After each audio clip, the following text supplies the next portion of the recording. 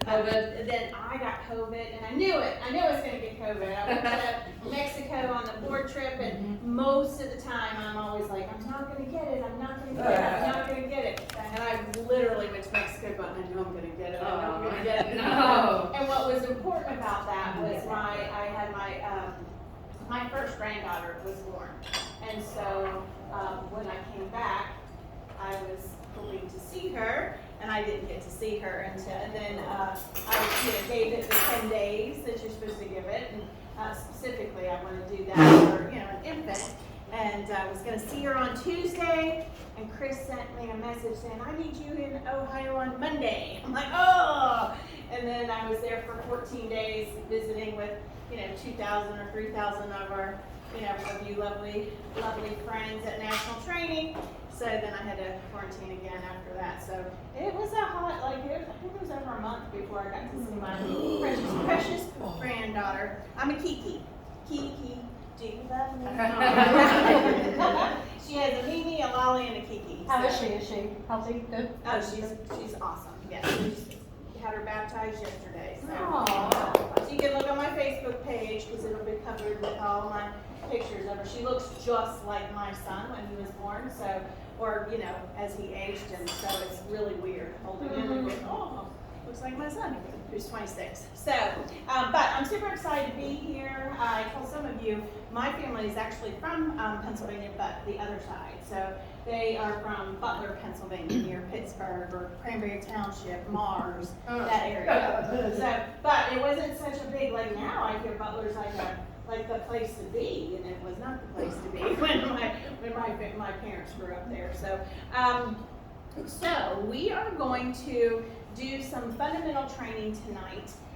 Some of you probably have heard, Morgan has definitely heard some of my content as she was in one of my Callus groups.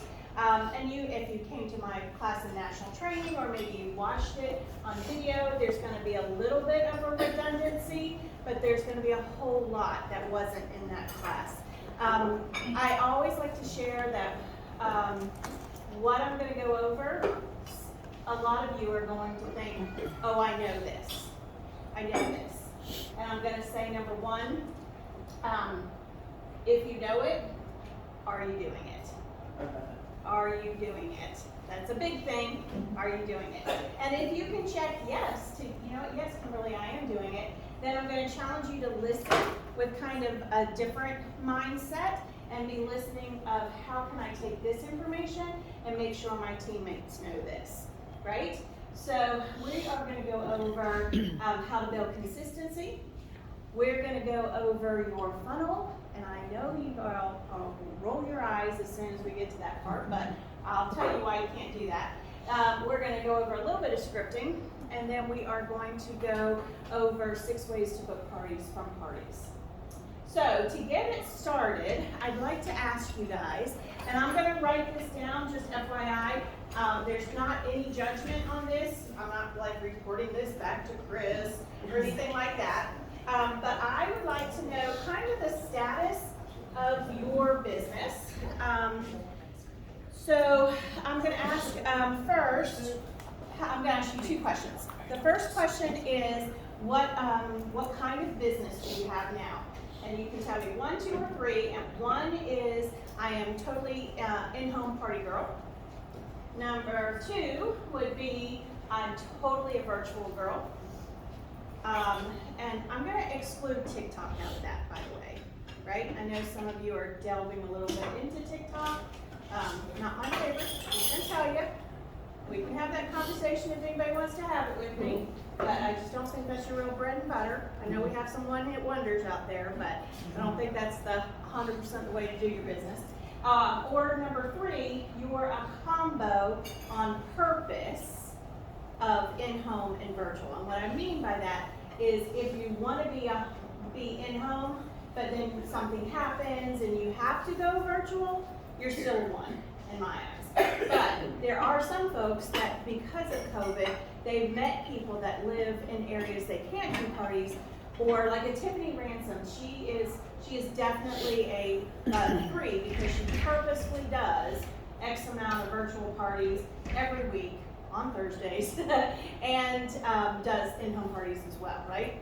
So I'm just going to go around the room, just say the number. I don't need any, commentary with it. Otherwise, we'll be here all night. So, 1, 2, or 3? 0. What? That's not an option. I'm new, I'm moving, my house burned down, I hurt my foot, Sorry about that. So you haven't really gotten going yet. I'll take a 0 on that one, and I'll always remember you when I look at these numbers. And Willow, by the way. 3, 2. So virtual. You guys are only doing virtual. And is that how you want to stay? No, Okay. not by any means. You're not Really. Okay. Response. I know. 2. I'm a 1 all the way. Okay. 1. Okay, you guys. We're 3s with an exception of 4 being we'll take whatever we Okay. Recently became a 3. Okay. Yes. 2. Okay. All right. So the next thing, and we'll talk a little bit about that. And just FYI, I will definitely have squirrel moments where I'm like, oh, squirrel, and then I'll have to bring us back. So the next thing I want to know is how many parties are on your calendar. We'll say for October, unless you want to tell me November. I don't care. And what I would like for you to do is tell me if it's. I don't care about any trade shows. Let me just throw that out there. You don't have to tell me about that. You don't have to tell me about open houses. I just want to know parties. So you can tell me that you have 4 in-homes, 2 virtual, or 4 in-homes, or 3 virtuals, however. And this is the part I want to say, there is no shame in your game. I don't want anybody to worry about this. If you're 0, just say it loud and proud, because that's why I'm here. We're going to help you over that. I don't really need to know about Aunt Sally's toenails on her cat that broke. That is why you're not doing this, right? So, okay, so I'm going to put you down as a 0, right? But you're not a 0. You're just FYI. You're 10,000. Completely 0. Okay. She's my, Helper. between the 3 of these. I just We're need someone in my accountability house. buddies this whole Yeah. thing right here. Okay. I have 6, 6 virtual. yes. Okay. I have 1 possible in-home. Okay. All right. Coming up. All right. But didn't you tell me you were virtual? I thought you said you were a 2. I did, but if they're in my area, I try to get them to do in-home. And I've only ever done 2 in-homes since COVID.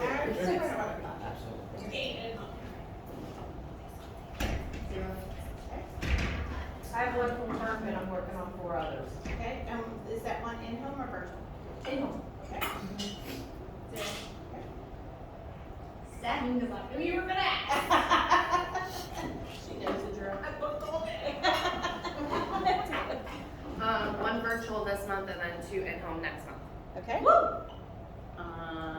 3 for next month in person and 2 virtual. And 2 what? Virtual.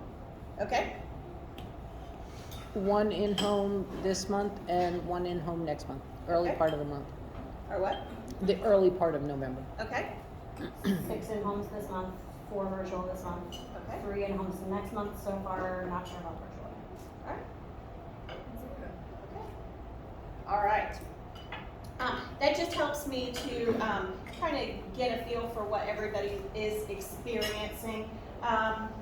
So the great news is I have been to other areas that have more 0s than what you guys are. So that's really good news. That's been good. I think that's encouraging. I'm going to give you guys, I probably only have 5, I don't know how many tables I have. Will you guys share? Just take a picture of these and then I'm going to get these back because I need them for all the upcoming ones. And these are scripts You are. that you guys can refer to that I'm gonna talk about, later. And I'm gonna get those back. All right, so, What do I do with it? Take a picture of it. It's not picture, but yeah, and Scan I'm it gonna with your refer to camera. that in a minute. You got it? I'm gonna need a sentimental. All right, so and you guys can just sit at some place where it's not going to get saturated with water or condensation from your drinks. So the first thing I told you I wanted to talk to you about is building consistency in your business. And why this is so incredibly important is if you've ever, what I see for people is they think consistency is 4 parties, 2 parties, 1 party, 7 parties, 4 parties, 6 parties, 3 parties. That is not consistent. What's consistent is when you have a steady number of parties and you don't have these ups and downs and ups and downs and ups and downs. And I know for me, when I was in the business, those ups and downs just were, I didn't want to be on that roller coaster with my business, right? My goal is to help you have a lot of fun with your business, and I think that starts when you have a consistent business. So I'm going to share 4 ways to build consistency. I'm going to share 3, put a pause in it while we do a little bit more training, and then I'll circle back. And again, I know that these are some of these are things that you know, but do you really know them, and are you really doing them? So the first thing to help you build your consistency is pick a settle for number, and you can pick a settle for with your parties, your sales, your recruits, whatever, web orders, but we'll just say for parties right now, okay? So you're gonna pick a settle for number and stick to it. Now let me explain what a settle for number is. I know a lot of leaders talk about bullseye goals. I used to call it my shoot for goal, right? So a bullseye goal would be that goal that you would set for yourself. I used to say it would make I used to call it my throw up goal, actually. It was that goal that you were reaching for, that you, just to tell people about it, you were like, ugh, it just made me want to vomit, you know? Lindsay Driver would say, you'd say it and it'd give you bubble guts, right? So that's your bullseye or your shoot for goal. And that can change throughout the year. Your settle for goal is a come heck or high water, no matter what. You will hit that number, no matter what. No excuses. You are going to hit the number. And that number cannot change. You pick it for the year, and it does not change. And what the settle for does is, I think the best way for me to explain it is with an example. When I was in the business, July was a super busy month for me and my family. We always took an extended 4th of July holiday. We took a week's vacation during July. It was my company's national training, so getting prepared for national training with 5,000 people was a lot of work going, and then coming back, it was even more work, right? So that left me very little time to actually work my business. But I had a settle for number that was my commitment to myself. Here's the deal. You are all independent business owners. Independent business owners, right? It's super easy to say to yourself, I'm not sure if I'm going to work my business. Right? So in July, it would have been super easy for me to say, I'm not sure if I can work my business. Have any of you ever said that to yourself or had a team member say it? I can tell you I've heard it. I've heard you guys tell me, 3 of my kids have birthdays this month. I'm not sure if I can work my business this month. Right? What the settle for does, well, let me back up a little bit. This whole training came about because when I was in the field, I had peers that were promoting leaders quicker than I was. I was still promoting leaders, but just not as quickly as they were. So I asked them, what are you doing? And they said, oh, Kimberly, you're working way too hard on your personal business. Ask Morgan. I'm pretty Nazi about personal business. But they said, you're working way too hard on your personal business. And I was like, really? okay, so I cut my business in half. And then on purpose, I cut my business in half because I thought I was gonna help my team promote quicker. And then I got super sloppy because I thought, oh, I have all the time in the world to host as coach. You know, I'll do it eventually, and that eventually never happened. So then the half cut itself in half. And at that point, I was scrambling for business, right? So this whole training came about because of that experience and the things I needed to do to get my business back up. So if you're new to the business, this is a great foundational business. If you have been in the business, it's a great like re-energize, restart, refocus, relaunch kind of training. So the settle for number, for me, I was either 8 or 6, depending on the year that I was working. I always did more than 8 parties a month, but that was my settle for number, or the 6. That come heck or high water, no matter what, I was gonna hit that number. So I gave you the example of July. So what that meant for me is the last week of every July, I was doing all of my parties. Whether that was 8 parties or 6 parties, but that was my commitment to myself, because when my upline wasn't there, when my peers weren't there, when my corporate sponsor, or my corporate trainer wasn't there, I had to be accountable to myself as an independent business owner. And so that's where I learned I have to pick a settle for number and then I stick to it, right? So how do you pick a settle for number? I want you to think of one month out of the year that is your toughest month to do business.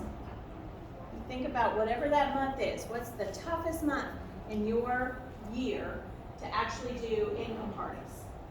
Figure out how many parties you can do, legit do in that month, in that particular month.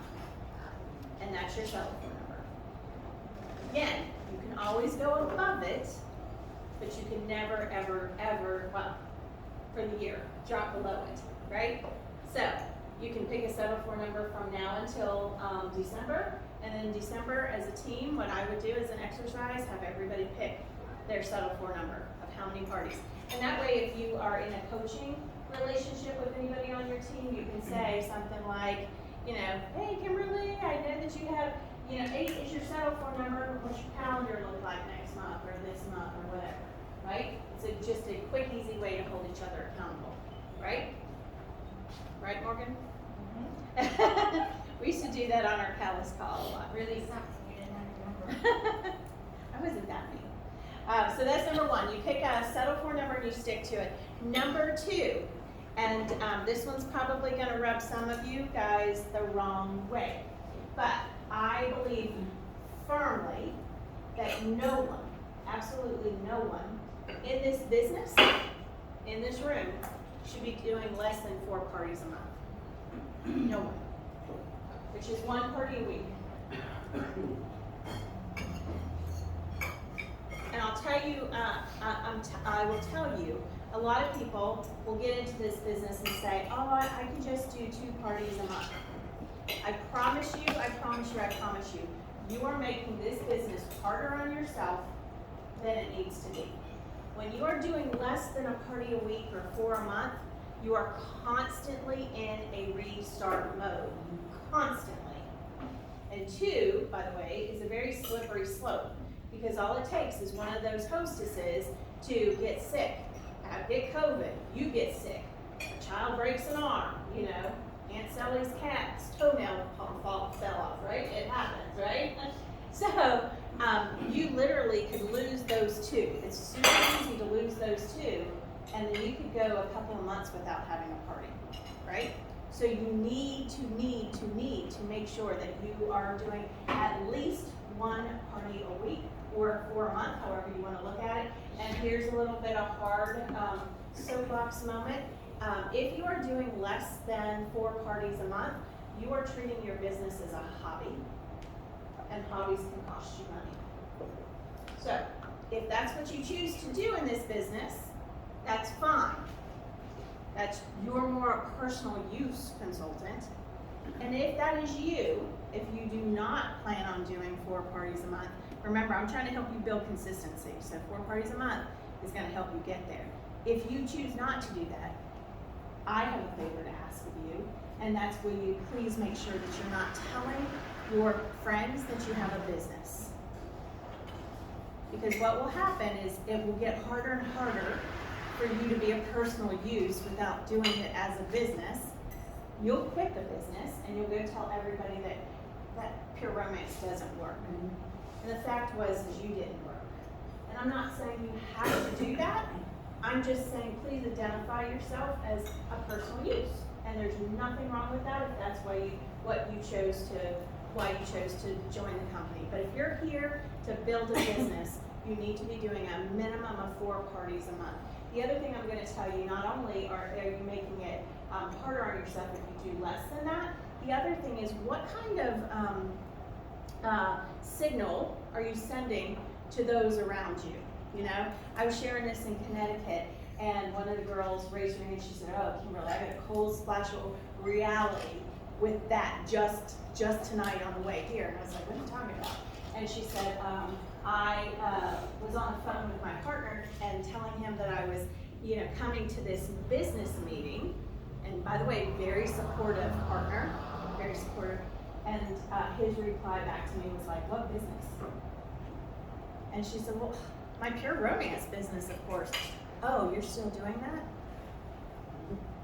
So if you're struggling with the 1 party a week concept, what I would tell you, pick one night. Pick the one Thursday night, maybe. And that is your dedicated night to do parties. And the people in your circle, in your support group, whether it's a partner that's going to be watching the kids or whatever, that's your dedicated pure romance night to do in-home parties, right? The other thing I'm going to tell you, if you're doing less than 4 parties a month, your demo, number one, I can almost guarantee you're not hostess coaching. If that's all you're putting into your business, you're probably not hostess coaching. Or if you are, you're probably not doing a great job at it. Then you're experiencing postponements and cancellations. You probably have low attendance. If you have low attendance, that affects your sales, right? Low attendance also affects your booking opportunities. Low attendance also affects your sponsoring opportunities. The other thing is with your demo, you're not as skilled when you're just popcorning and doing it here and there. So that's why I'm saying you're making the business harder on yourself than it needs to be. You're fighting to make the business happen, but if you would just get consistent with it, it's gonna get better. I promise you. So that's number 2. Number 1 was pick your settle for goal and stick to it. Number 2, a party a week or 4 a month. Number 3, the concept of full by the first. Now some of you have been in the business long enough, you believe that you know what that means. All right, so full by the first is what is number 3. So let me give you 2 examples. And by the way, little side note, if I believe that everyone should do a minimum of 4 parties a month, what do you think that I believe everyone's settle for goal should be? Minimum. 4. And I'm talking about parties. 4. 4. Right? 4. So if I believe that everyone's settle for number should be at least 4. If you want to raise it, go to it. But minimum has to be at least 4 because I think everyone should be doing 4. So full by the first. So let's say that I'm coaching with Jessica, and Jessica told me that her settle for number is 8. And I'm calling her, let's say, on the 10th of October. 10th, already 10 days into the month. And I say, "Hey Jessica, it's Kimberly, just wanted to check in with you. I know that you had picked a settle for number of 8 parties a month. How many parties do you have on your calendar this month?" And she says, "I have 4 parties scheduled, but I'm hoping to get 4 more." She's talking about 1 month, right? 4 parties scheduled, but I'm hoping to get 4 more. That's example number 1.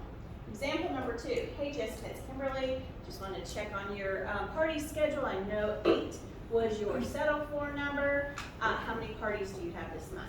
And she says, well, I've already had 4 parties, and I have 5 more scheduled this month. Which example do you think was full by the first? The second example, Second one. right? Do you get that? You follow that? Now, in example number 1, the parties that Jessica, the 4 she has, she says she want to get 4 more. She gets bookings from these 4. Remember, we're looking at October. When is she going to try to book these 4? If she's trying to get 4 October. in October, Right. right? Now, example 2, she actually has 9 parties in October. Any bookings that she gets from those parties, when is she booking those? November. November, December, whatever, right? In the first example, she is chasing the business. Because what's going to happen when she looks at her calendar November 1st? How many parties is she going to have? 0 probably, right? Which consultant would you rather do? Which example? Second one. Second. It's easier. So easier, right? It's such a simple little concept, but no, I can tell you, every time I coach someone, I hear, well, I have 4, but I'm hoping to get 4 more. Every coaching situation I have. So here's how you help yourself with that. The last week of every month, you have 2 responsibilities. Number 1 is to close that month out strong. And then number 2 is you need to take a look at your following month. Count up the number of parties. If you don't have at least your minimum number of parties, your settle for number, that last week of the month should be dedicated to doing nothing but reach out to get your settle for. So that come the first of the month, you have your settle for. You have at least your settle for number of parties. Can anybody see how that would be beneficial? Mm-hmm. If you started your month out with already all the parties you wanted, instead of chasing the business, right? I promise you this, if you do this 2 or 3 times, maybe not even 3,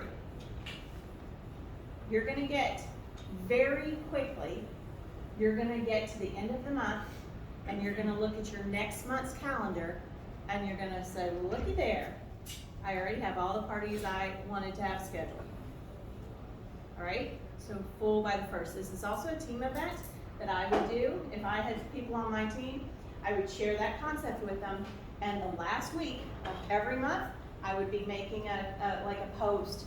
Who's working on full by the 1st? Guess what time it is? That I would make. I'd have some posts like that. And then on the 1st of the month, I would say, let's celebrate. Who is full by the 1st? All right? So that it becomes a culture within your teams to make that happen. So that was number 3. I told you I was going to share number 4, but I'm going to leave you in suspense. It's actually the most important of them. But can you see, recapping those 3, the settle for goal, picking what that is and sticking to it. 4 parties a month, a minimum, you can do more. And full by the 1st, just those 3 things. Could you see how it could help the consistency of your business? All very teeny little tweaks to a business that probably would make a world of difference for all of you, right? All right, so now let's all go ahead and go, everybody do that. 1, 2, 3. Okay, we're going to talk about your who do you know list.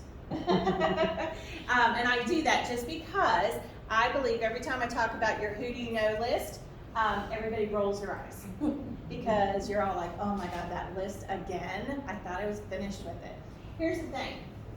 I have learned over the many years I've been in business that we all start a who do you know list at the beginning of our careers, at the beginning of our businesses, right? And we typically do that who do you know list for our business launch and our encores. You know, if you came on during COVID, that might be a little bit different. Here's the thing. How many people do we ask a hostess, an in-home hostess to in-home party hostess? How many guests do we ask her to invite if you're doing true hostess coaching? 40 plus. Yeah, 40 plus, right? Exactly. What I find is that most people start their businesses creating that list for their business launch and encore, and they create a list of 30, 40, 50 people. But in reality, you're actually just creating a list for your parties. You're not creating a list for your entire business. If you have ever said, I don't know enough people, I can't get parties booked, I don't want to wear out my family and friends, or any question like that, it's because you don't have your who do you know list. Because you know more people than you think you know. I can typically take a look at someone's who do you know list and tell them how long they're going to be in business. Because if it's 30 or 40 people, that was the same thing we asked a hostess to do for one party. You need more than that. Your who do you know list is something that you should touch every day you touch your business. It is never going to be done or finished or over. You're constantly going to be adding to your who do you know list. So normally I do like a 2-minute brain dump of names, but we're going to kind of bypass that because we've got other fun openings. So what I'm going to do tonight for the next several minutes is I'm going to help you build a solid who do you know list. So we're going to do that with memory jogger type things, okay? Again, some of this I know that you know. I know that. But are you doing it is the key. Do you have a who do you know list, right? Morgan, I know you do. So with your who do you know list, you have a who do you know worksheet on your training site that's been there. If you haven't checked it, check it again. We have updated it, so I don't know when the last time you guys checked it. The who do you know worksheet has these questions like, who's the most social friend? Who's the party person? Who works out? I don't know, just little crazy questions like that, right?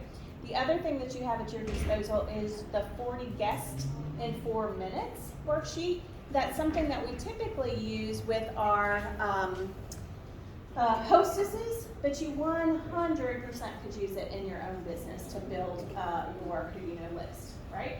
So the next thing the next memory jogger is I want you to write down the acronym Franco. I was gonna make you say it. I knew it, I read it already. I want you to write down the acronym Franco. F-R-A-N-K-O.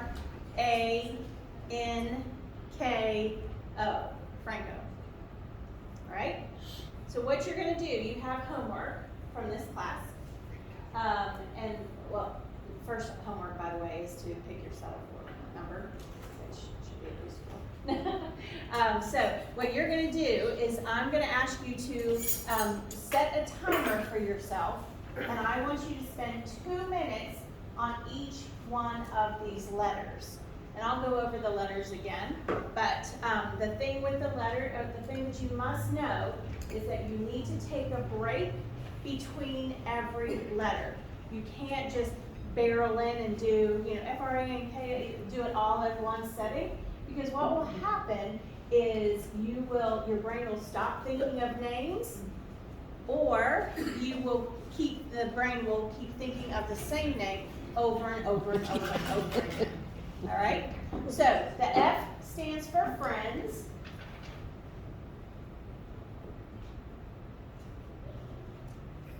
The R stands for relatives.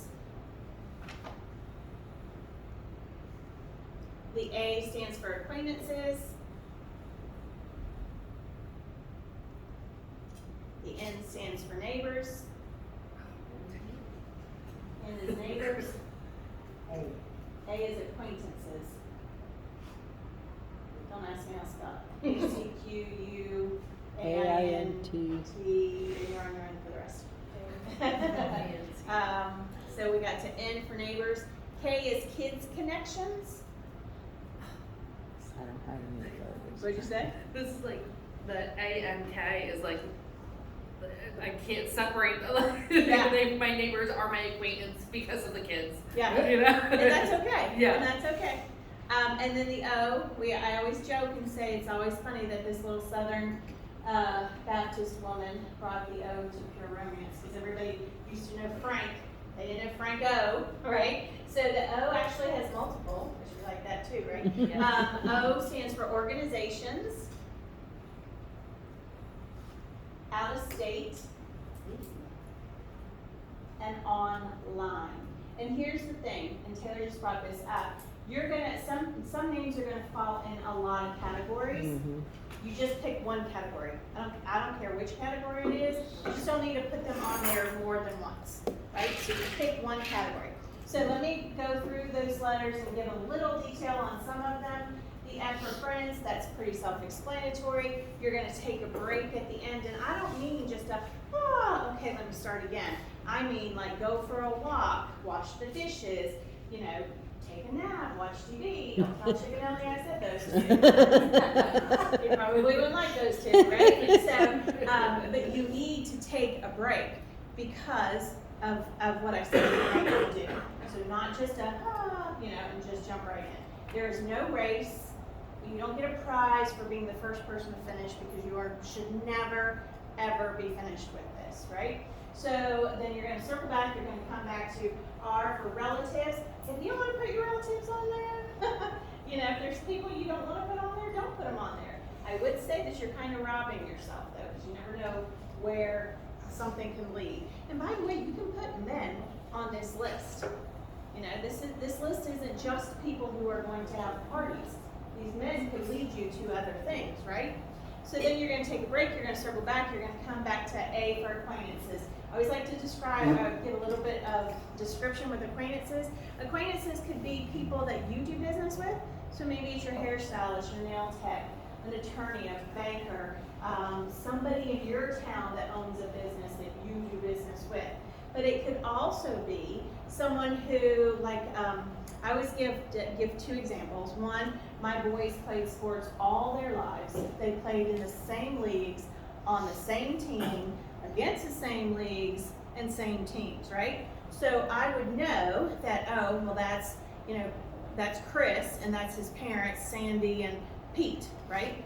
And they play for the Steelers. Right here? Wow. Hopefully because I was all over the place. I do walk. So my kids play for the Lake Norman Giants. Those are the Steel Creek Steelers. I know that family, but I don't know that family, right? And what I'm not asking you to do is run up to them and be like, hi, my name's Kimberly, I sell pure romance. Not asking you to do that. What I'm asking you to do is be very observant and look for opportunities to start building an organic friendship relationship with them. I do not want you just, you know, jumping all over people with business, right? The other example I give is maybe you go to the gym and you work out at the same gym with the same teacher at the same time with the same people. I don't do that, but perhaps you guys do that, right? So those people that you know from the gym, you probably know, well, that's Peggy, and she works out at my gym. You know, she works out at Burn Boot Camp or whatever. Do you have Burn Boot Camp? It's coming. They're from Cornelius, but I feel like they're taking over the world. And Cornelius is where, sorry, I didn't put some reference in there for you. So acquaintances, A for acquaintances. Just be looking for, be mindful of opportunities to build that relationship. You're gonna take a break, come back, do N for neighbors. That's not simple enough, but I'm gonna challenge you. My goal is to help you build an incredibly long list. So neighbors is neighbors in every place you've ever lived. Not just your current neighbors. Right? I never thought of that. It's so funny, it's like, duh. Right. Oh, yeah. Those people. Yeah, and I think that's why people have liked my training, because it's like, I knew that, but I didn't think of that, you know, kind of thing. Nope, So, never even done you'll take a break, circle back to K for Kids Connections. Hang with me, because I get a little grief on this one. So if you have kids, kids connections would be who do you know through your kids. So it could be your kids' friends' parents, right? Or if you're old like me, it could be your kids' friends because they are now of age. They're both in their 20s, right? If you don't have kids, and the kids could be like coaches, teachers, you know, there are all kinds of connections with the kids. If you don't have kids, do you have fur babies? If you have a fur baby, then you could put your veterinarian, you could put your pet sitter, pet groomer, where you buy your pet food, people you might meet at the dog park, or I don't think there's a cat park, but you know, maybe, I don't know. Someday. You never know, right? So, and then if you don't have kids and you don't have pets, change the K to a C and put coworkers. And again with coworkers, I'm not just like neighbors, I'm not asking you just to use your coworkers where you currently work. I want you to think of every place you've ever worked and add names to it. And then if you want to be extra, because I know we like to do that, and you have kids, fur babies, and coworkers, spell Franco, F-R-A-N-C-K-O, so that you capture all of it, okay? And then you're gonna take a break, you're gonna circle back, you're gonna do O for organizations. That would be like a book club, a bunco club, tennis club, any organization in which you volunteer your time, okay? All those people, I have to separate this. Are those people you participate with on your list? You killed her. All right? You started. I'm just getting these coughing attacks, and I don't want to bother anybody. So that's organizations. Like you said, so it's $10. Started with emphysema. Just diagnosed. Okay, so O for organizations. The next O was out of state. This one should be self-explanatory. If you, like back in my day, if I'm, you know, I'm in North Carolina, if I had someone in California that wanted to have a party, I would have to find a consultant. Now you guys have learned the art of virtual. That wasn't even an option in my day, but you could actually do anyone that's out of state. You could actually offer to have a party where you might not have thought of that before, right? And then the last O is online, and I get a little grief about this one as well, is you all have your social media platforms, you have your cell phone, you have, maybe some of you have email distribution lists. There is a false sense of security of having those things there, right? I've asked people before, well, when was the last time you reached out to this person? And they'll say, oh, well, they're in my VIP. I post every day to my VIP group. That's not reaching out to someone, right? And, you know, good luck if they actually see that, right? So what I need you to do over time is start taking those names and actually getting them on your list. A physical list, whether it's paper and pen, or it's on your phone or on your computer. But here's the thing about the phone. Remember I told you I normally do a 2-minute brain dump of names when I do this? I will tell people you can use anything to remind you of names. And I will watch people do this. And I'll say, tell them there is no restrictions.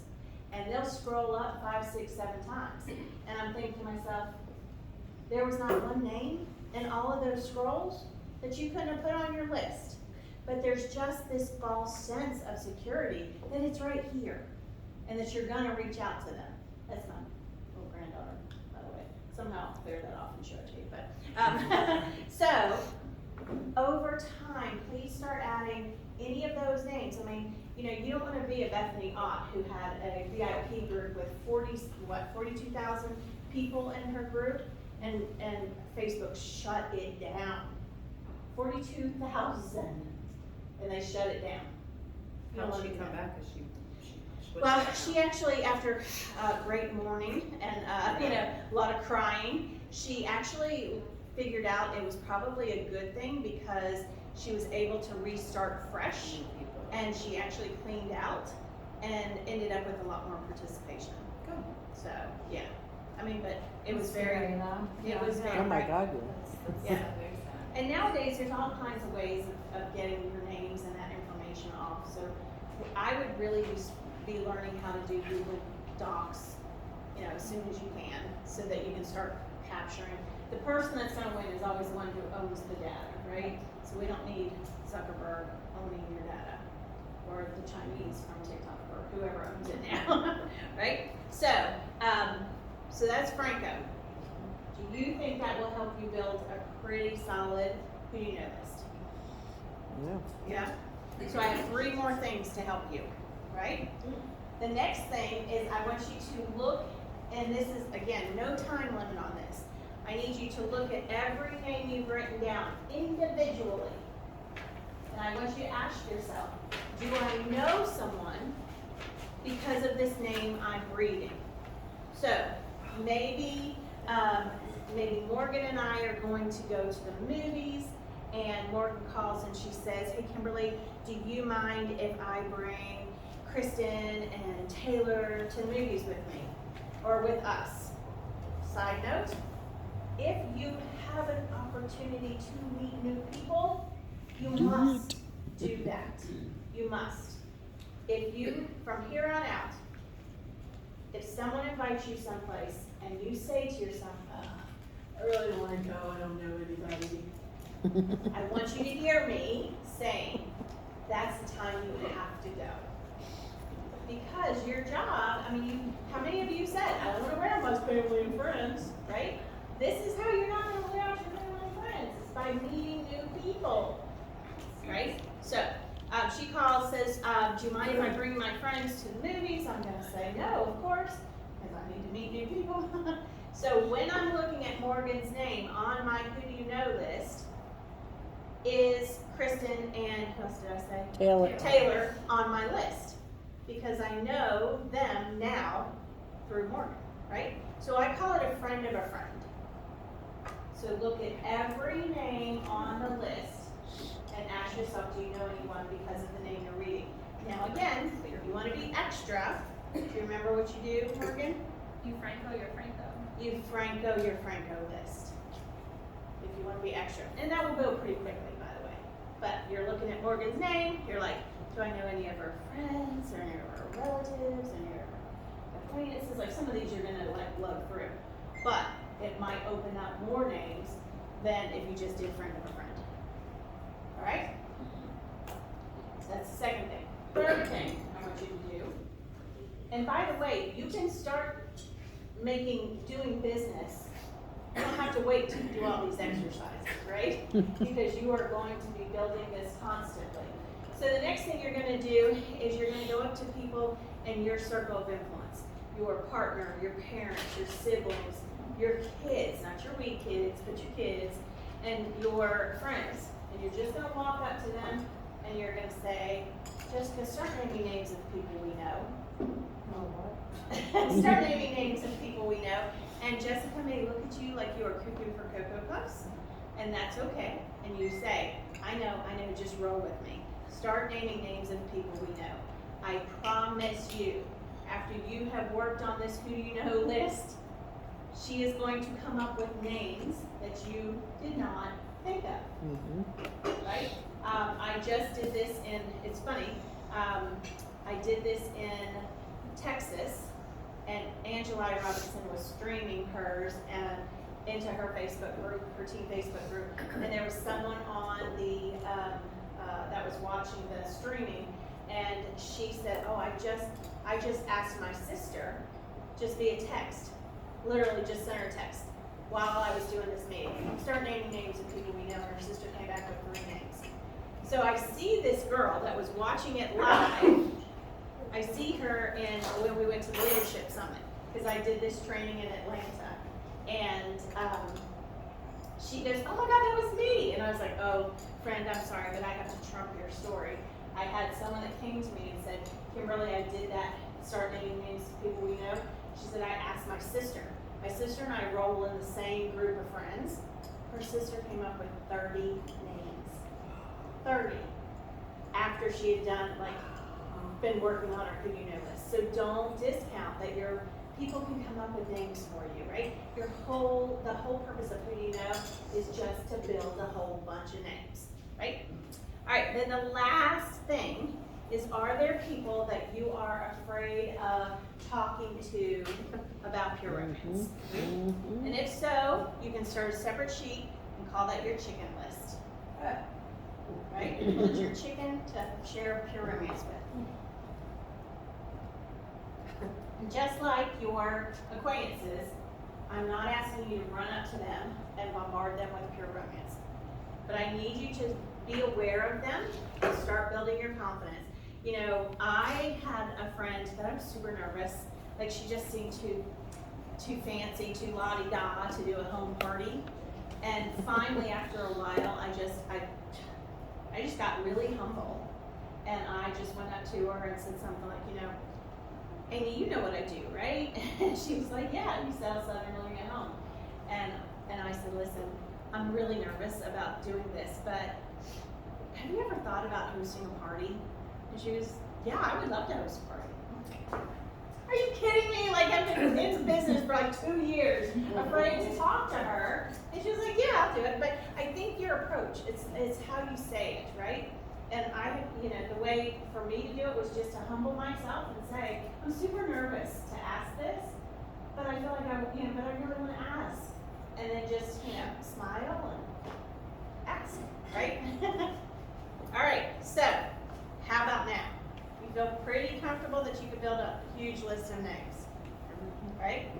This is all going to come together, and you're going to understand why I am pressing and so adamant about you guys doing this list, okay? We'll circle back to it. But if you have, if there are the leaders in the room, if you've sponsored anybody in the room, if you have anyone that comes to you and says, I can't get parties booked, I don't want to wear out my family and friends, I don't know enough people, I need you to slow your roll and not go straight into, have you done this, have you posted this, who have you, I don't need you to do that. That's what we all do, that's the wrong approach, okay? What I need you to do is to say, show me your who you know list, right? If they do not show you their who you know list, you go over everything I just went over with you, you go over with them.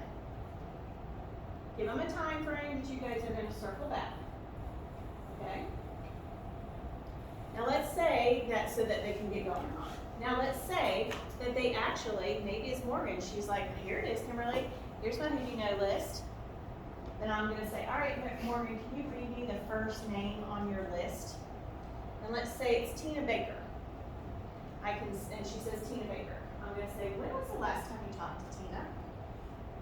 When was the last time you reached out? Sometimes you kind of have to put it in people's faces that it's been a minute since you've reached out. And it's totally okay to reach back out again, right? So let's say she says, well, it was, 3 months ago. I'm going to say, tell me how, and by the way, more than likely they can't give you a date because they have not reached out. And again, it's your job to, then you're going to go into, so would it help if we role played some conversations, right? Would it help if we role played how we can reach out to you or how you can reach out, right? Let's say that they say it's, well, I reached out to her 3 months ago. The next question you should ask her is, so tell me, how did you leave that conversation? How did you leave that conversation? 9 out of 10 times they left it unopened or unended, meaning that they, the person said something like, now's not a good time, or follow up with me later. And then the person the consultant didn't stay in charge of that conversation and get permission to follow up. So you as a leader need to teach how to get permission to follow up. Because here's what's going to happen. This is me. This is what happened to me when I was in business. I would have someone say, now's not a good time. And I'd be like, oh, okay. And then I would take her customer care card and and I would put it in my stack for like 3 months from now. Cause I was gonna follow up with her in 3 months, right? Right. 3 months comes, I'm looking at that card, I'm going, she didn't tell me how long would be long enough. Maybe I should call her now. You know what, I'm just gonna put her out another 2 months just to be on the safe side, right? Now we're 5, 6 months out. I see her card again, cause I'm trying to be, go through my follow-up. And I'm like, oh gosh, it's been 5 or 6 months since I talked to her last. I'm not even sure she's gonna remember me. Should I call her? I'm not sure. You know what? Let me go get a cookie while I think about it. And then I would never call her, right? Does that happen to anybody? Was it only me? So what I had to learn and what I had to teach my team is to make sure when someone says, now's not a good time, or I'll follow up with me later, to take the extra step and say something along the lines of, listen, I pride myself on excellent customer service. So would it be okay if I reached out to you, let's say 3 months from now? They're gonna say yes or no. They say no. When would be best time for me to follow up? Well, 6 months, Kimberly. All right, right? So now, when I look at her card, it says follow up in March. I know I got her permission. So all of the team members that tell you they don't want to be pushy, you have just eliminated that for them because they got permission, so they cannot consider themselves being pushy. Does that make sense? And so, see how simple? And some of you may know this and do this naturally, but your team members aren't, right? They're really nervous about being pushy. So help them to stay in control of the process. The last thing you're gonna ask somebody is, after you've asked them, how did they leave the conversation? You could also say, how did you communicate with your, with this person? More than likely, they're gonna say text, Facebook Messenger, right? You're gonna say, could you send me a screenshot of that conversation? And I'm not saying that to be like, I don't believe you, sister, you did not reach out, right? I don't mean it for that. What I mean for them to do is if they shared a screenshot with you, more than likely you can see where the conversation went a different way, that you, with your knowledge, would be able to help and say, so may I offer you a suggestion for the next time? And you point out, when she said this, I would have probably taken it this route. I probably would have said this. Try this next time when you get yourself in this situation, right? Because when we just say, did you try this? Did you try this? Did you try this? You are not getting to the root of their problem. But if you get them understanding they need a who do you know list, they need to make these reach outs, they need to make those contacts, you're helping them much better. And I'm not saying, by the way, that there aren't some, every now and then we hit gold with a post, right? Lindsay Driver is magical with some of her posts, right? And they work, but not all the time. And by the way, people that follow you a lot have seen those posts 6 months ago when you did it, right? So, all right, does that make sense? We've been on all that.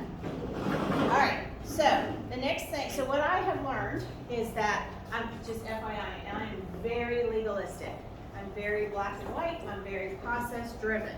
So the way I look at this training is we started with a new consultant, helping them get their names of people they need to reach out to. The next thing that they normally talk to me or ask about is, okay, now I have all these names, what do I say to people, right? So that's what this, this little thing, QR code is. It is a bunch of what I'll call conversation starters. I don't like to call them scripts. It makes me cringe when I see, say this. And if they say yes, you say this. If they say no, you say this. Because I think those are about the most unrealistic things ever. But there are about a page and a half of some opening conversations for you in that, on that QR code. And I am going to go over about 3 of these with you. But I want to say a couple of things. Number one, please, please, please, please, please don't text these out. Because if you text these or even put them in a message, they're going to be this long, nobody's going to read it. right? Second, these are my words. You can take them and run with them, or you can tweak them. You can totally change them. You can trash them. I just know for me, I just needed some words when I was in the field, just some ideas to get me going, all right? Third thing, conversation. If you do not know how to legit have a conversation, I need you to practice that. That's really key in our business. And I don't say that as far as a bad thing. A lot of people struggle with having conversations with people, right? So a couple things is you need to listen, and you need to ask questions. If that's all you do, people are gonna think the world of you because they like to talk. So if you ask questions, so I would have like a repertoire of questions that I can just pull out at any time to ask people, you know? So that's important. The other thing, I'll give you something. You need to find, when you're reaching out to your customers, your potential customers, clients, team members, whatever, you need to find a commonality in people first. When I was in Rochester, Jen Kelly did an impromptu coaching session. There was a girl sitting there from Kayla Frazier, Kayla Frazier's team, I think, but she was actually on Amanda Weed's team. And she just, every time I brought something up, she'd like, tried it, still didn't work. And I think Jen was just about to explode. So fun, and they were sitting right beside each other, and she was like, all right, can I, and she looked at me, and I was like, yeah, roll with it. And so she said, she was just asking her some general questions, and she said, so tell me, like, how many people have you reached out to? Because a lot of times, you guys reach out to 3 people, you don't hear from them, and you think, oh my God, you know, you're sitting around waiting on these 3 people. You need to, I'm gonna tell you, you're just not reaching out to enough people, is what that is. But this girl said, well, I reached out to 30 people, and I haven't heard from any of them. None of them, right? I'm sure that's a common thing. So Jen said, okay, Jen said, can I see your phone? So the girl handed Jen Kelly her phone, and she said, tell me someone that you just reached out to that you haven't heard from. She pulls up the message, she reads the message, and it was one of those, hey girl, hey, I'm like $500 away from my total, you know, can you help a sister out kind of text. We've all seen them. We've probably all done some version of that at some point, right? Mm-hmm. Jen said, but here's the key. Jen said, how do you know this girl? And she said, well, I don't really know her. And Jen was like, what? How did you get her name? She wanted to join my group. Jen said, so you've not really ever had a conversation with this woman? And she said, no. So Jen said, so may I offer a suggestion of what I would have done? And of course the girl said yes, and she said, I would have probably said, because there was no like, hey, this is Kimberly with Pure Romance. And she said, I would have said, hey, this is Jen with Pure Romance. I understand you want to join my VIP group. I just sent you a link. Could you check to see if you got it? You know? Hey, how did you find me? Trying to find a common, oh my gosh, you know, I love Kristen. She is fantastic. You know, like, and you build a little bit of rapport there before you ever go in to asking for a favor. But what we do is the hey girl, hey, and then we don't understand why we're not getting any responses. Well, I don't even know you, right? And Jen actually said, you know, this just happened to me recently. She said, I just got 3 text messages from random pampered chef consultants. And the girl, her name is Andy, said, oh my gosh, I got 3 as well. And Jen said, well, how many of those did you reply to? And she said, none of them. Like, did you know any of them? No. Did you reply to any of them? No. And then I jumped in and I said, and by the way, all those pampered chef consultants are meeting right now, and they're all saying, I sent out 30 messages and no reply. Right? So make sure that you don't just go straight in for something. Make sure you build find something in common, start building that. Please don't go. That's what gives our industry a bad rep. And I know you all have experienced it. And by the way, really watch your cutting and pasting, your copy paste. I mean, I know I'm guilty of it. I've cut and pasted or copied and pasted and forgot to take someone's name off of it, or, please make sure with your messages that if you need to cut and paste a portion of it, just always try to personalize it at the beginning by their name and something you know about them or something you saw on Facebook before you go into all of these.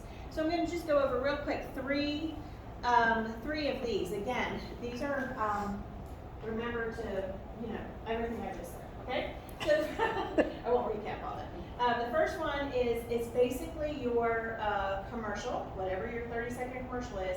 But I want you to pay attention to the very last question.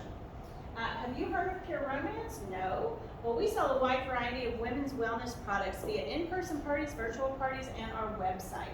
We also offer a fun business opportunity for women looking to make some extra money, have fun, build friendships, and help educate others on our products. What can I tell you more about? It's one of my favorite questions. What can I tell you more about? Because we go into our 30-second commercial, 10-second commercial, whatever you want to call it, and then we just go straight for the customer, straight for a hostess. Very rarely do we go straight in and tell them about the business opportunities. But guess what that is? It's actually prejudging. It's prejudging. So what can I tell you more about? And let them tell you, okay? By the way, for those of you who have virtual parties and you don't want virtual parties, stop offering virtual parties. It's cracked me up because someone will say, oh, my hostesses just want to have virtual parties. And I'm like, all right, well, what are you saying to them? Well, and I said, read to me what you've got. And they'll say, so would you be interested in having an in-person party or a virtual party? I was like, stop it, don't even offer that. And by the way, if they say that, if someone says they want to have a virtual party, I personally would push back a little bit on it in a polite way. I would say a polite Southern way, but most of you are from the South, so nothing. But you could say something like, so let me ask, why is it, I'm just curious, why do you want to have a virtual party? I personally believe that people are saying it because that's what they've seen other people do, right? So they may just say, well, I just thought that's what everybody's doing right now. And you can step in and say, so actually what I know to be true is that my hostesses that have in-home parties experience much more of a reward, more success with their parties than my virtual ones, right? Virtual hostesses. They may say something along the lines of, I still don't feel comfortable having a lot of people in my home right now. And you could say, so how many people do you feel comfortable with? They might surprise you and say, they're like 10. And you're like, okay, let's throw with it, right? So, just a couple of side notes on the virtual thing. But what can I tell you more about? Here's another one. So, hi Peggy, I'm so excited. Remember how I was talking about that Pure Romance party I went to? Remember me telling you how much fun I had? Well, I decided to go for it. I'm starting my own Pure Romance business. I was hoping you would be one of the first of my friends to help me introduce Pure Romance to our community. You, of course, will benefit from the fun shopping spree. My goal is to have at least 2 parties by the end of the month. How about next Thursday or Friday? So, I think you all know you want to end in a question. You like it. You should have it to be an open-ended question, not just a yes/no question. What I like about that, though, is number one is they're telling how many parties they want to have. But number 2 is it's a reminder to me to remind you with your new consultants, you need to tell them what's going to happen. That they're going to go to their friends. Some of them, not all of them, some of them will say that they are willing to host a party for them, but they, and that the new consultant will be like, oh my gosh, okay, yay! And you get a phone call, oh my stars, 3 of my friends are going to host a party for me. And you're like, oh, that's so exciting. When are they having those parties? I didn't ask them. And it's crickets because they didn't get a date. So you need to make sure to tell a new consultant, this is how this is going to go. So you need to stay in control of that conversation and tell them, you know, I do parties on Tuesdays and Thursdays. Here's the thing, make sure that they know, their friends don't know, do you have your kid already? Are you doing in-home parties, virtual parties? Are you doing parties on the weekends, on the weeknights? They don't know that. So help your consultant understand the importance of staying in control of that process, all right? Third conversation, have any of you ever felt like you've been ghosted before? Yes. Yeah, okay, so I'm gonna help you with two tactics to use when you feel like you've been ghosted, and then an overall thing, all right? So number one, it is start the conversation over again.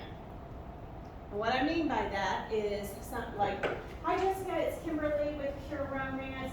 Listen, I sent you a message maybe 2 weeks ago, and I need to apologize. I just got so busy, I forgot to follow up. And then you ask that same question. You didn't really get busy.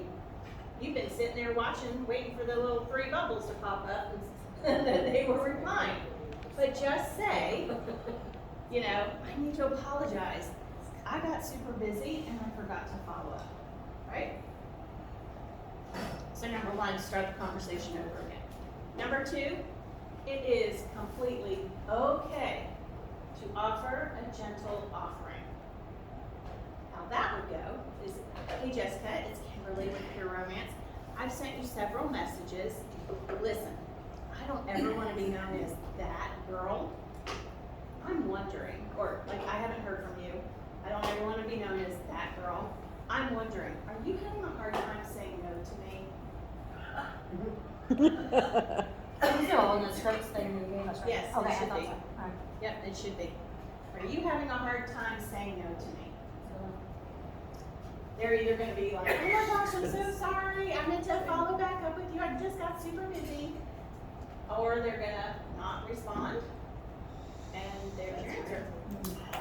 Right, yes. How long is appropriate for the first one, like time span wise, since the last time you spoke with them? Like, could you use the first one theoretically, like it's been like 3 minutes? And you can say like when's that cut off? Yeah, 3 minutes might be a little soon.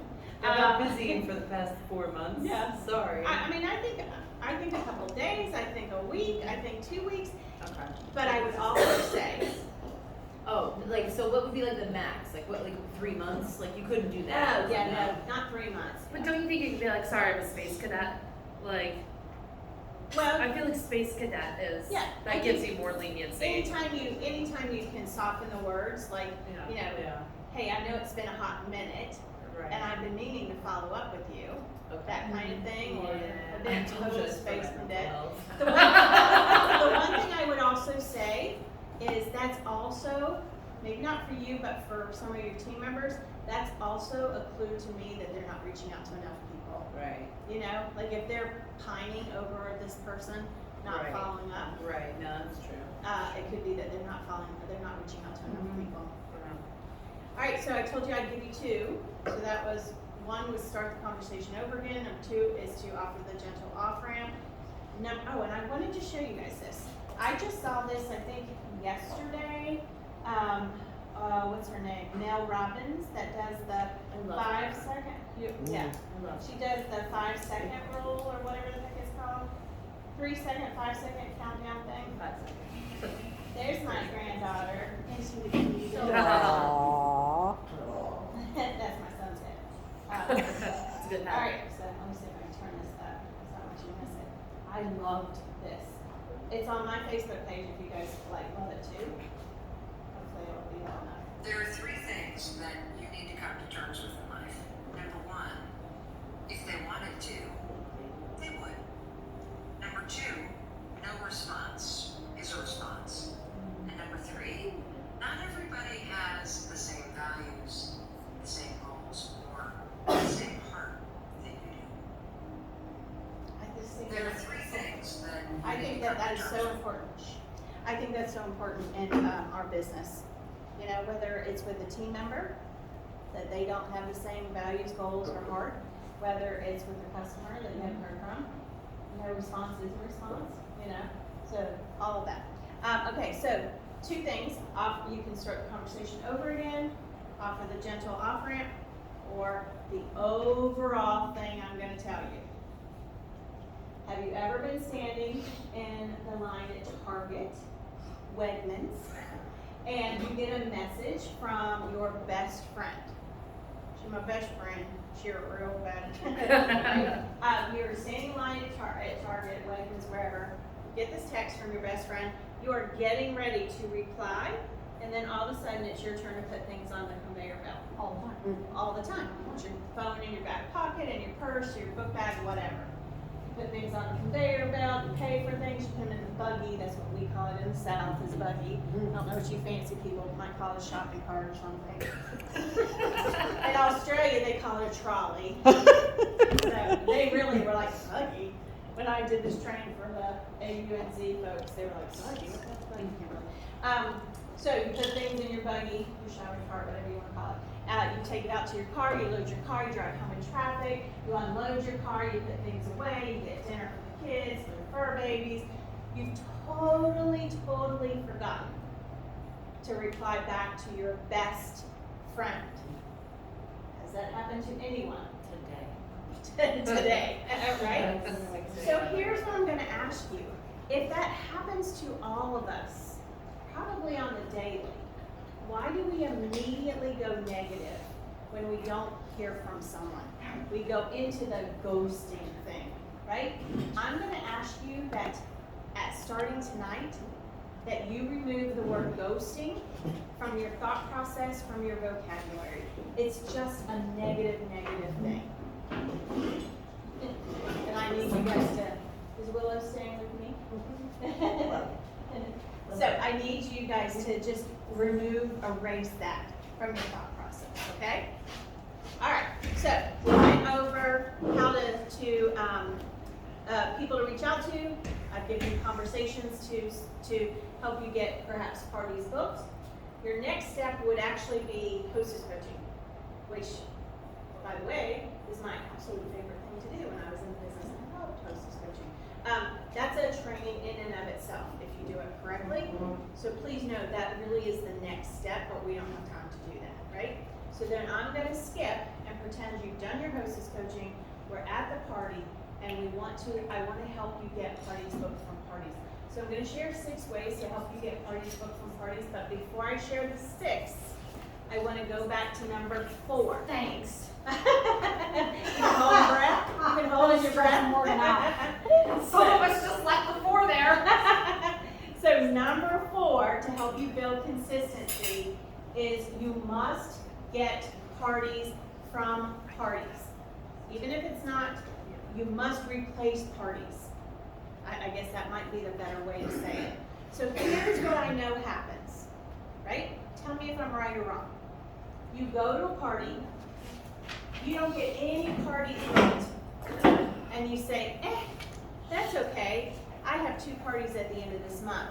I'll get parties booked from that. Anybody? You stop looking in my window. Right? Right? It happens, right? If you do not react in that moment and replace that party you just booked, you have 100% just jacked up your consistency. It's such a simple thing, and it's the most important thing. If you don't hear anything I say tonight, you don't care about any other thing I say tonight, you have to hear this. If you go to a party and you don't schedule a party, you can have a pity party that night, but the next day, you have to go to your what? Who do you know list? Who do you Yay! know? You have to know list, and you have to get that party replaced. Get that party replaced. So I used to go into my parties when I was trying to rebuild my business. I used to go into every party, and you guys know this, but do you do it? If I get one party booked from this party, I've literally just replaced my business, right? If I get 2 parties or more booked from this party, I've grown my business.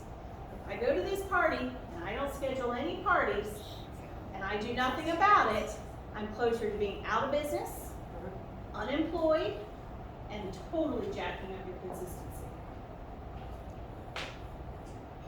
I'll look at each one of you and make sure that you understand what I just said. I want you to think about this. I want you to think of your past business. If you made sure that you booked a party from every party, even if it wasn't at the actual party, but you went to your list, what would your business look like today? A little different? It's, again, something so simple that makes a humongous impact on your business.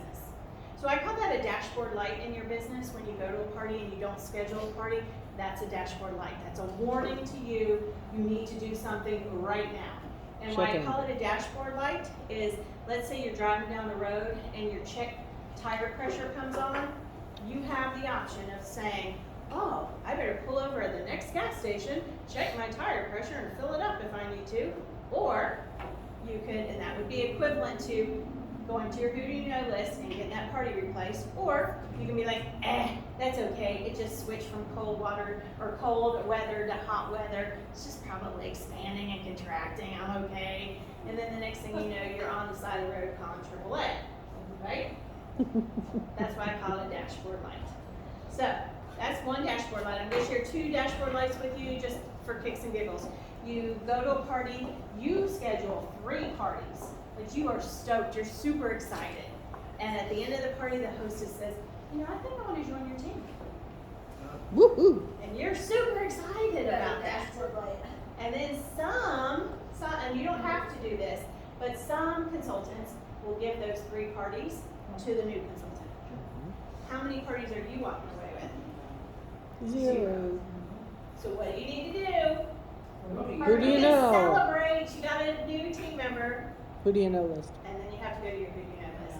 And just a little side caveat, by the way, if you are someone who gives those parties to the new consultant, make sure to have a conversation with that new consultant and say, there's nothing more important than you, than making sure these customers get taken care of. If for some reason you choose not to do the business, I am gonna circle back with these folks. So that way you don't lose them if that consultant doesn't get started in the business, all right? And by the way, don't ever give those parties to the new consultant without first asking those hostesses. I did that one time and the hostess was pissed at me because the consultant told me, or that hostess that became a consultant said that these were her best friends. And then I gave parties to her, and those women were like, she is not my best friend. I heard about your parties, I wanted to come to your party, I booked a party with you, now you just put me between a rock and hard spot. Oh, I felt horrible, so don't do it. All right, the other dashboard light is you start partying in the same group of friends. All right? Thank you. After the second party, do yourself a favor, do yourself a solid, and go ahead and start a new line of parties. Because that will run out. And you don't want to wait till it runs out before you start a new line of parties, okay? So those are dashboard lights. Does that make sense? Yes. So that was number 4 on how to build consistency and build momentum. That being number 4 being the absolute most important. All right? All right, 6 ways to build parties from parties, and then we will wrap this up, okay? Number 1, and this is kind of my claim to fame, it's kind of my, Toilet paper stuck on my wheels. My shirt was stuck on my wheels. So, number 1, kind of my claim to fame is have your hostess introduce you. You know all these, Morgan. Have your hostess introduce you. Now, some of you might be like, oh, I do that. I would say nay. You probably don't do it the way I'm suggesting. So, what I mean by that is I want you to have your hostess tell how they met you. That's number 1. Why they're hosting a party. Thank you, friend. That's number 2.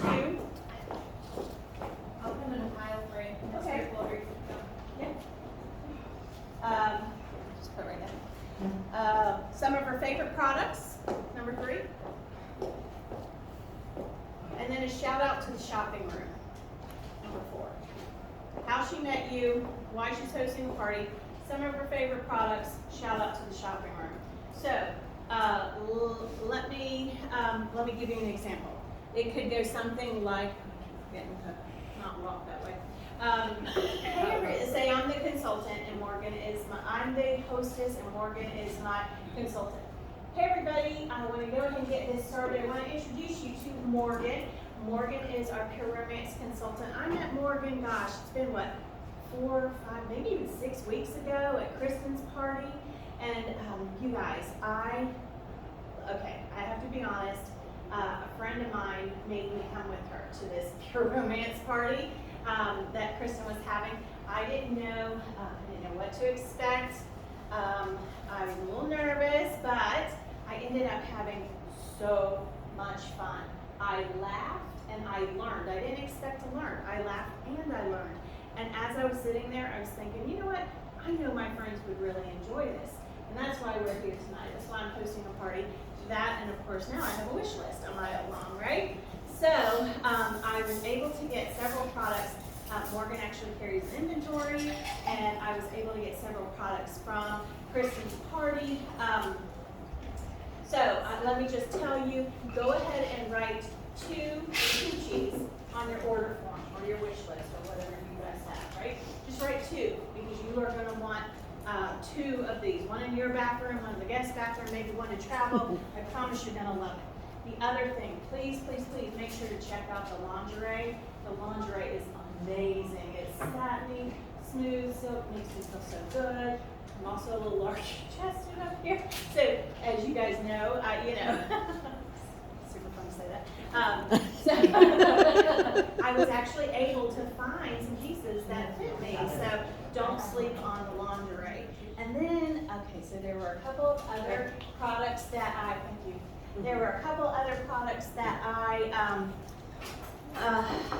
that I can tell you about, but maybe just wait till I have like a glass of wine or 2 before I tell you about those, right? And then by the way, Morgan is going to talk to you about the shopping room that she does, Vegas room, whatever you call it, right? Shopping room, Vegas room, O room, whatever. You guys don't skip out on this. Morgan is fantastic. She is not a high-pressured salesperson. She answered all my questions. I didn't even know where to begin. I was kind of overwhelmed since that was my first party.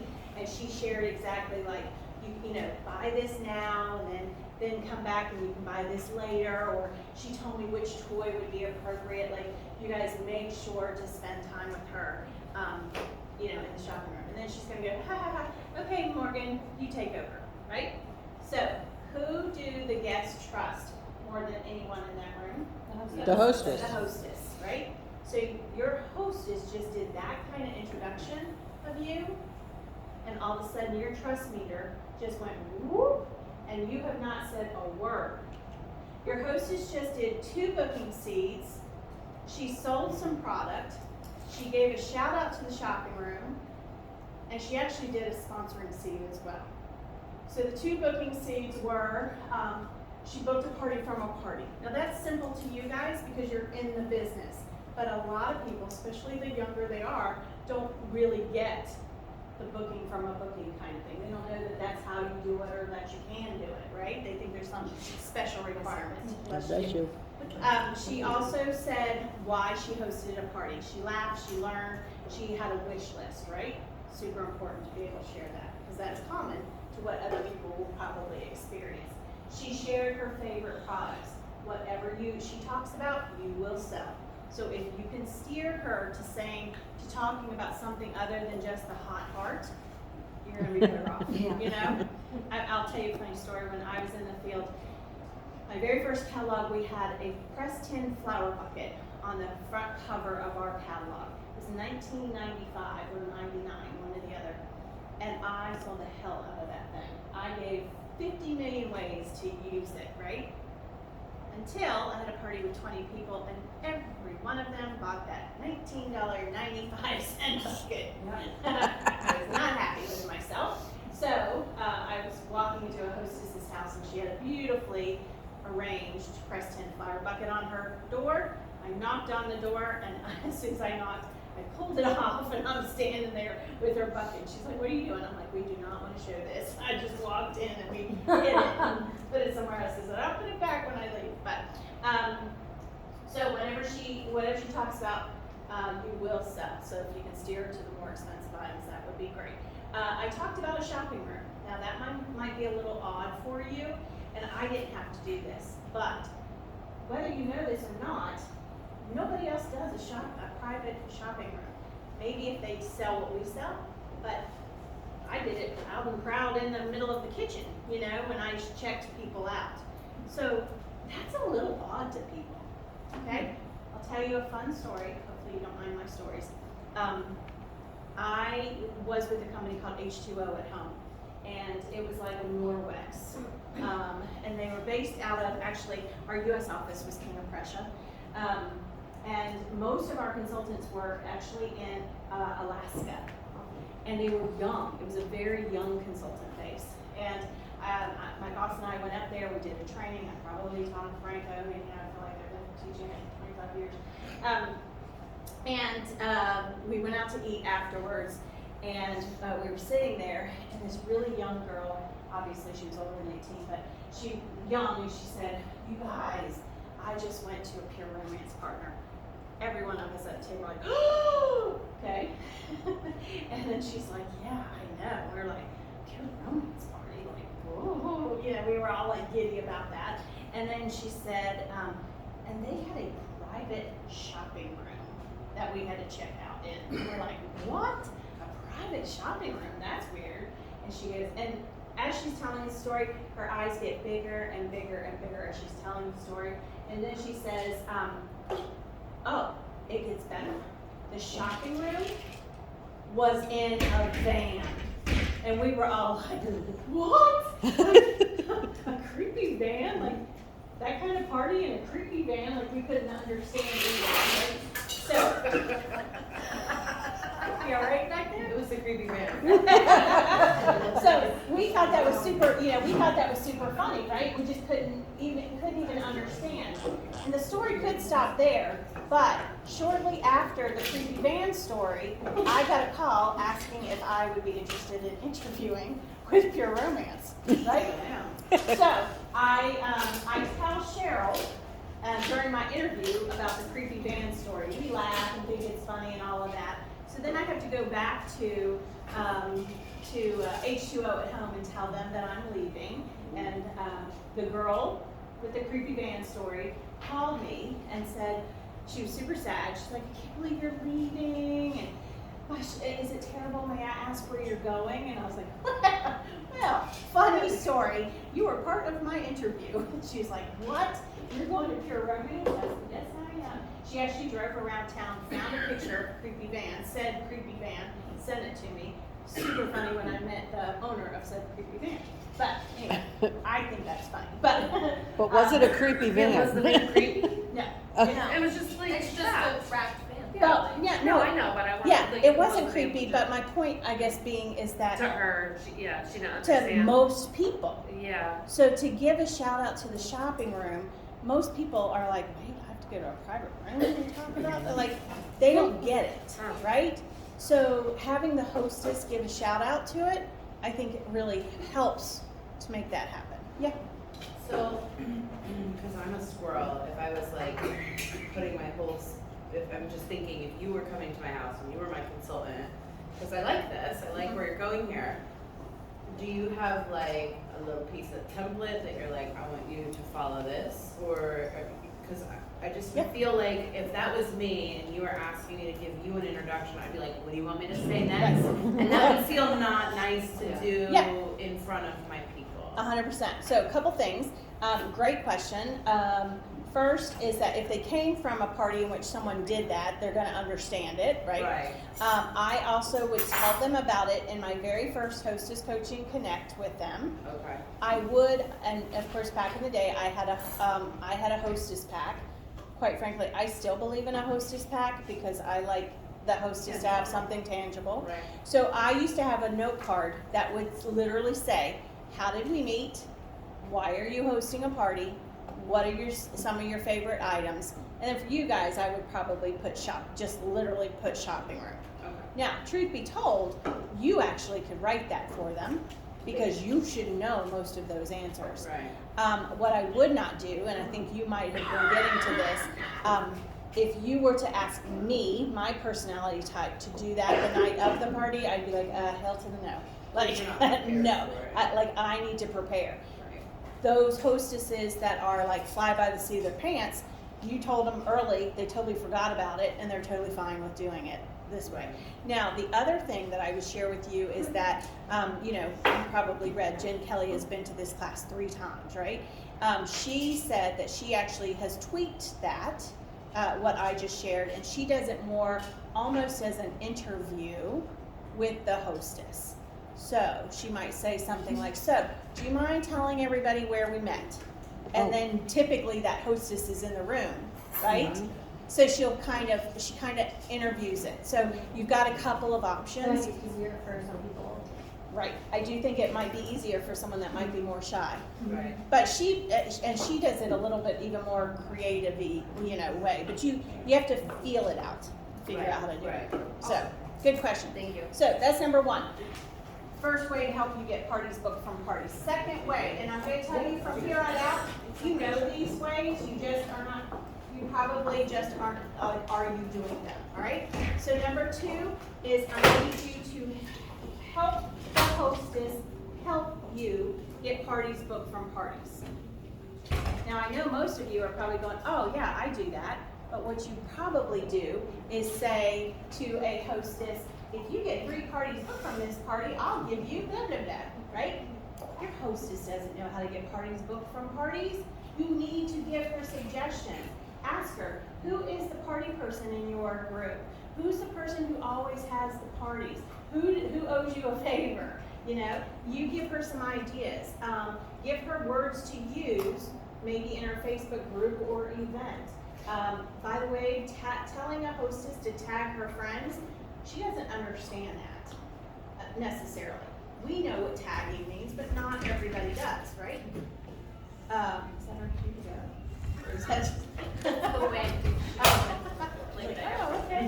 So then the other thing is have her, suggest to her inside, or that she should, as the party's going on, say something like, Taylor, I just knew you would be the next person to have a party, or, give her words to use to help her help you get those parties booked. Okay, that's number 2. Number 3, I need you to do 3 to 5 booking seeds at every one of your parties. A seed is a sprinkling. It's not your booking game. It's not some big long, announcement. A booking seed is just a sprinkle, right? I'll give you some examples. A booking seed could be something along. Do you want to take one? Yes. A booking seed could be, my hostesses never pay full price. I love spoiling my hostesses. It could be something along the lines of, my hostesses pay, or my hostesses get between this and this when they host a party. My favorite booking seed that worked for me all the time, I already told you guys I sold home decor. My most expensive item in my catalog was a fire screen for $149. Most of my products were between $30 and $60. So when you hear that 12 million, that's a lot, because we didn't have big expensive items, very few of them. So I would sell the hell out of this fire screen, giving all the decorating ideas. Decorating ideas on a fire screen. I would do it, right? And then I would pause for dramatic effect. I would literally put my hand on the fire screen and I would pause for dramatic effect. And I would wait until every person was looking at me. Because if you stop talking, they're all going to be like, oh, wait, she's finished, right? So I pause for dramatic effect, and then I would say, I bring this 13-pound fire screen with me to every one of my parties, and I said it that exact way, to every one of my parties, because it has become the #1 reason people schedule parties with me. So what I would ask you is, what is the item that your hostesses say, I booked a party because I want this, right? So, most everybody tells me it's main attraction. Yep. Tom is a close second. Those silly people in Rochester always tell me it's the pajamas. Euphoria. Yes, yeah, but that's why people book, right? So whatever it is, you sell the heck out of it. If you're gonna spend time on any one product, that needs to be the product you spend time with. And then you pause for dramatic effects. You wait till everybody's looking at you, and then you say, I talk about this main attraction at every one of my parties because it has become the #1 reason people schedule parties with me, because they want to get this for free, for half price, for a discount, whatever you're going to say. Promise you, it works all the time. Did you start using it, Morgan? Yeah, and I've sold more main attractions, first of all. Right. And then second of all, people are partying with me, they're like, that's why I booked! I don't even have to say it anymore, because now they've learned that I'm gonna say that. Yep, so try it, all right? So 3 to 5 booking seats at every one of your parties. #4, this could just be me, but I'm gonna say it anyway. You need to practice those booking seats. What I mean by that is I told you guys I'm very literal, like to a fault. And I was always told that my booking seats and my sponsoring seats should not sound rehearsed. So I literally did not rehearse them. I practiced my demo. I knew it like the back of my hands. I still used my note cards, put them on a key ring in case they fell, they'd still be together. I'd look down at my note card and it would say booking seat. And I was, during the presentation, I was loud and proud and, making great eye contact, shoulders back, loud voice, and all of a sudden booking seat. And all of a sudden, I stop in one area. You tell I walk a lot. Stopped in one area. My shoulders went down. My head went down. I was only looking at people through my bangs. And yes, I've had bangs for this long. And I would open my mouth, and I literally thought, it's supposed to come from the heart. So unicorns and rainbows would fall out, and everybody would want to make a party. But instead, I just sounded like a babbling idiot. And it wasn't that I wasn't confident in the services I was providing, it was that I wasn't confident in the words I was using. And that was because I had not rehearsed them. So practice. By the way, if you have team members that can't get parties booked, one of the things I would ask them is tell me what your booking seats are. If they hem and haw around it, thank you. If they hem haw around it, they're not doing them. So I would ask them to write out word for word what their booking seats are, call you back and tell you when are they going to put them into their party, all right? That was #4. #5, and this one I have to put an asterisk by. If you are happy with your party sales, if you are happy with the bookings that you're receiving, if you are happy with the team leads that you are getting, you can 100% ignore what I'm getting ready to say, all right? If you want to improve on any of those, you should probably listen. So #5 is your party short, fun, informative, and interactive?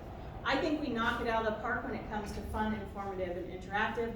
Where we struggle as a company is short. Bitches talk too much. Which what? Bitches talk too much, I'm the bitch. And here's the thing. Here's the thing. We want to tell them all the things, but you are 100% confusing them. And I 100% guarantee you are affecting your bookings because people are like, I do not want to come to host a party and have her in my house for this long. Well, yeah. So, but how do you literally stop talking? Yeah. Because I have 3 kids, and I'm sure you get this question every single time. But I have 3 kids doing all the kid stuff, and then I get that one night, and I'm just vomiting because I'm so excited, and my brain doesn't work match what I'm supposed to and it just I'm so excited to talk to women that I can't I just want to talk about everything all over. Yeah. So I'll give you a couple of ideas. First of all, I'll give you 3 or 4. But one thought that I would also tell you is that Nina Hagenman, she said this at an SSW before COVID, and it really stuck with me. She said that she uses her party as a wet the whistle kind of thing, and spends majority of her time in the shopping room. That's where she does her selling, and that spoke to me because I thought, well, this is really. I promise you, if you're talking too much, people are not gonna wanna go to parties with you, right? So, a couple of things to help you with the length of party, and people ask me how long is a length of party. I would tell you probably an hour. If you're more than an hour and 15, it's too much. And I would even start trying to back that hour and 15 to an hour, and that includes your 8 questions and your games and all of that. That's everything. start to finish. So what would you cut out? Because my problem is I want to show All the things. And not, I cut it way down, but still show, I think, too much. So just trying to figure out what else I can cut out. Because I don't want to cut out high ticket items. You also don't want to cut out the bath and beauty stuff because that's our bread and butter, right? That's Right. what we sell a lot of, so. Yep. So a couple things is, someone shared this idea either in Connecticut or Baltimore, that they they created a YouTube list, a playlist that is nothing but demos, short little demos that they've done, their upline is done, they pulled from our YouTube list, and they play it before the party starts and while they're in their shopping room. They plug it into the TV, and it's just quick demos over and over and over, right? So that's one thing. Are you No, I'm not, I'm thinking. Oh, okay. So that's one way. Where did I put my notes so I don't forget anything?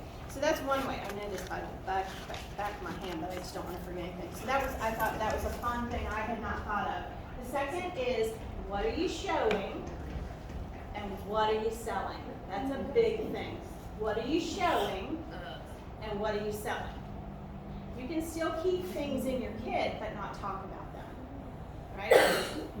When it comes to bath and beauty, you gotta start bundling it. Try to bundle, and you don't have to talk about every little flavor that's out there. I mean, people know what an oil is, right? You don't have to spend 2 hours talking about $24 shaving cream, right? And we see that, because people love coochie, that's our favorite thing, right? So what are you showing, what are you selling? And so if you're showing something that you're not selling, stop talking about it. And by the way, it does not give you permission to add something else into your presentation. I know you do, I know how you roll, because I did that, right? Another thing is, are there things that you can put, if you are still doing a Facebook group or event, and by the way, I'm not necessarily saying you should still do that. FYI. But if you are there products that you could put in there that you don't have to then talk about? Cocoa Glow, Body Boost, Sexy Spreader, the Door Swing. You know, I know a lot of people love to demo those too, so I'm not saying you have to, I'm just saying are there some things you can put in there. The other thing is, and I think that this is really the key, is are you talking too much about each and every product? I would say, how long does it take you to do that booking seat with the main attraction? That should be the longest you ever talk about any other product. So you figured that took me probably 2 minutes max. You should not be talking about anything else. Because truth be told, people are just gonna be like, well, they're gonna come in the shopping room. What was that purple thing you showed? Yeah. Like they don't. They make your mind up like 7 seconds deep in what you were saying anyway. Yeah, and you're just confusing them. The more you talk, the more you're gonna confuse them, honestly. And then, but like, how, like, showing, like, I feel like that's like a part, like, having them feel it and smell it and taste it, like, I mean, Chris, like, don't you do that still? I do. I just wrote down to stop passing coochie because of the skinny dip. Like, why am I passing them? Yeah, I get like some things, but like what do you? What Dana does in the beginning of hers is she has everyone smell the scents in the beginning and they pick their favorite scents and then she doesn't have to pass them right. She doesn't get a bar thing. Like, yeah. She Is like this does that Dana- right away. Dana- Bear. well, and just FYI, my asterisk comes because of her. Yeah. Because I could tell, I could talk to her blue in the face, and she'll tell you, she has a 2-hour demo, and she didn't give a, But that'll at least like come what up. anybody It's not says. that I necessarily like that they need to feel the scents, but like putting stuff on their elbows so they can feel the difference, and then like I put different scents on different people so they can smell how like they're smelling each other. Like it's interactive. You know what I mean? So You like could always just like do like your whatever sentence you have the most in and then be like, I have other sentences in the back, talk to me in the shopping room if this is your favorite. no, I'm not saying like that.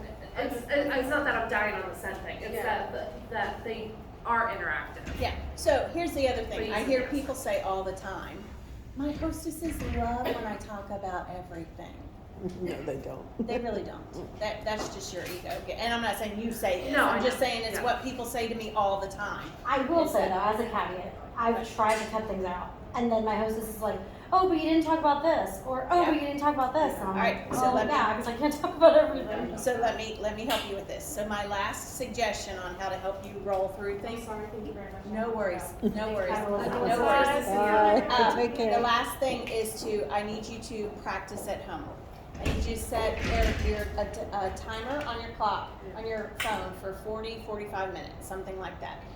40 or 45, I did say an hour, but that's because I know there's gonna be feedback, interaction, you're gonna play your games, right? I think it's Sarah Ingham said that she used to put, when she first started, she put her kids' stuffed animals and dolls on the couch and she would present to them, right? So I need you to set a timer and I need you to pay close attention to when am I going to do when am I going from mild to wild, right? Because you don't want to spend too much time on the mild because you don't get to wild, right? When you are ready to bring it out to everybody, this is how you're going to introduce it at the party. You're going to say, so I love Pure Carpets. I love everything about it. I love the company. I love the people that I work with. I love the people I get to meet. I love the products. I love them so much, I could be here all night talking about them. But I'm pretty certain none of you want to didn't come planning on spending the night with the hostess. So, in order to honor your time, I'm going to set a timer. I'm not going to say for how long it is. I'm going to set a timer. And when this timer goes off, I'm going to stop talking about products. Right? Fast forward, the timer goes off. You're going to go, ugh, that always gets me. I always have a few more things that I want to talk about. Oh, but you know what? That's okay. Who here is going to host the next party? Because I am going to make sure that we talk about that at the next party. The other thing, when a hostess says, oh, you didn't show this, what I probably would do is say, hey, let me get started in the shopping room. Why don't you tell everybody about that? Yeah, I did. While I'm up there. I promise you, you think they want all the stuff, and it's not. Again, if you are having like Dana, I was with Sandy Latour in Phoenix, and she said, Kimberly, if it's in the catalog, Dana's going to talk about it. So if her sales are good, or bookings are good, or team leads are good, because here's the other thing: if you're trying to sponsor, ain't nobody got time for that. If you're in there for doing a 2-hour demo and your shopping room, people are going to be like, I don't want to spend that much time away, you know. So I would ask you just to try it, right? Thank you. Yeah. Does that give you some ideas to Yeah. help you with that? All right. Yeah. So the last thing, and again, this is something I know that you know, but I'm going to ask you 100%, are you doing it? And it's, are you asking every person at Yes, checkout absolutely. if they would like to host a party? I can tell you what I did was back in the day, I would connect with 1 or 2 people. Those were the people that I asked. I didn't ask the other 8 people that were there. And so it took me a lot longer to get to a yes to booking a party than it would have had I asked everybody. All right? My passion mommy beat that into my head. Yes, that's good. That's good. You need to ask every person at checkout. So those are 6 ways to help you build, to get parties booked from parties, all right? And again, all of them super duper simple, but are you doing them? Right? And remember the importance of getting parties booked from parties, the most important thing. So tonight we talked about 4 ways to build consistency. We talked about your who you know list. We talked about how to build conversations. We talked about how to get parties booked from parties. The thing I would tell you is to kind of wrap up my story is at the end of, once I was able to come back and build my party schedule back up, I looked around like I was just head down, blinders on, trying to get my parties back up.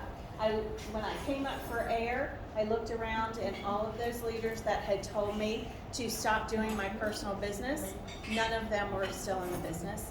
And none of the leaders that I was jealous that they had promoted so quickly were in the business. So I want leaders in the room to hear me say, don't ever put your team above your personal business. I want those of you that are team members and maybe haven't decided to start building, to build a team, I want you to hear me say to them that they should never put their personal business on hold to help you. Doesn't mean they can't help you, but I want you to know the same thing when you decide to start building a team. The personal business is your bread and butter, and they should no one should ever, ever, ever put team above personal business. So, those are my soapbox. Awesome, thank you so much. That's a lot, I know. Does anybody have any questions?